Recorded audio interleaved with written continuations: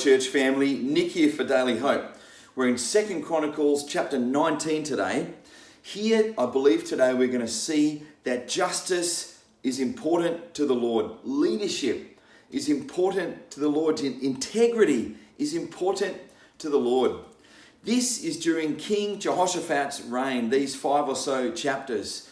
Now, Jehoshaphat, notwithstanding the bummer of a name, thanks Mum and Dad, his father, King Asa, gave him the name. He was the 4th king of Judah. He was a good king. And by and large, his reign led to a time of relative peace and prosperity. But as he appoints the leaders, the religious leaders in the land and the kind of political, social leaders of tribes, and also the judges in the land, he exhorts them like this. And I want to focus in on his words. I think they're instructive for us. He says, "Consider carefully what you do, because you are not judging for mere mortals, but for the Lord." And the word Yahweh is the Hebrew that is translated Lord here. And funnily enough, Jehoshaphat actually means Yahweh judges.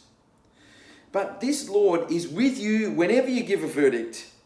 Now let the fear of the Lord be on you. Judge carefully, for with the Lord our God there is no injustice or partiality or bribery.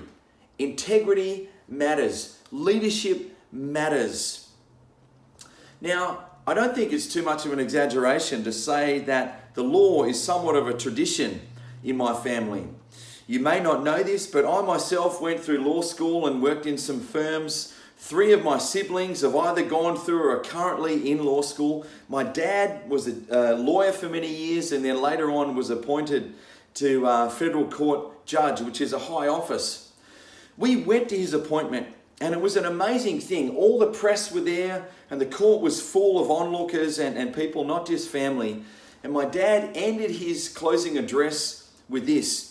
He said, in the Bible, there is a prophet called Micah who says these words to us, that God has shown you, O mortal, what is good.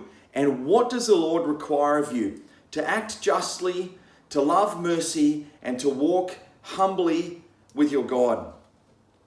Now, like I said, justice is important to the Lord. But I think that as Christians, we fall to error in one of 2 ways. We can focus on justice, we can focus on leadership, but that becomes the only thing that we think about.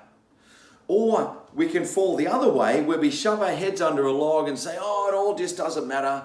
Really, Jesus is going to come and make everything right. I want to suggest that there's another way. I don't think we need to idolize politics or justice in our land, but I do think that we ought to look into it, deeply know it. I've been reading an annotated copy of the US Constitution lately. Over the next few months, I'm going to be taking a civics exam for my citizenship test. Me and my wife are.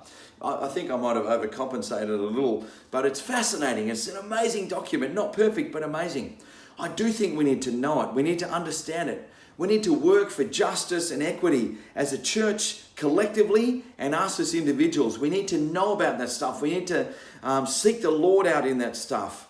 But we need to make sure that our hope is never in that stuff. Likewise, at the other end of the scale, we do need to seek intimacy with the Lord. We need to know that our hope is in Him. We need to trust Him and love Him and focus our attention on Him. But we need to also make sure that we are not so heavenly minded that we're of no earthly use. So what would it look like for us collectively as a church and us as individuals to hold those 2 things in tension? We may not always get it right, but I think the answer is in the end of that exhortation from Micah, to walk humbly with your God. We ought to come at things with a listening posture, with a humble attitude, realizing that we don't know everything. That is good to hear other people's perspectives. To not be so assured of our own rightness that we just bash people with whatever ideology we have. I think we can do that, friends. I think we can be involved in seeking justice and equity in this amazing land. And also we can love Jesus good and hard and focus our hearts on Him. So will you join me on that adventure? Maybe you could begin by coming down tomorrow. We're going to be having services at North Coast Calvary, and I look forward to seeing you, and I look forward to engaging on these matters in depth. I love you, church, and I love doing life with you. I look forward to seeing you soon.